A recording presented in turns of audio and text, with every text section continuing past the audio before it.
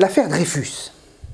Certes, c'est vrai, on le sait, l'histoire ne se répète jamais, mais il flotte dans l'air comme un petit parfum de réminiscence.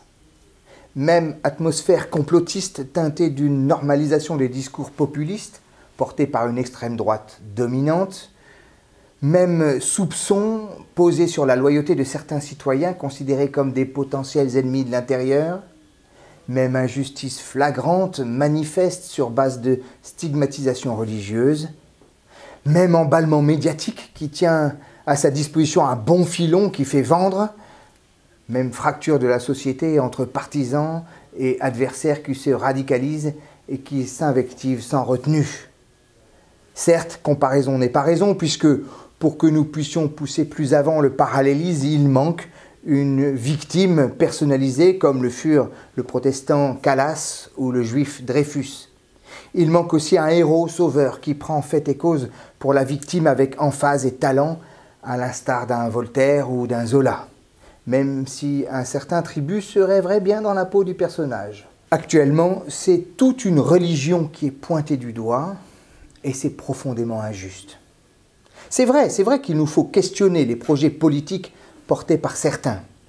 Et ce n'est pas faire de l'islamophobie que de critiquer l'islamisme. Nous devons aussi parler de communautarisme, de radicalisation. Nous devons le faire sans naïveté et sans crainte.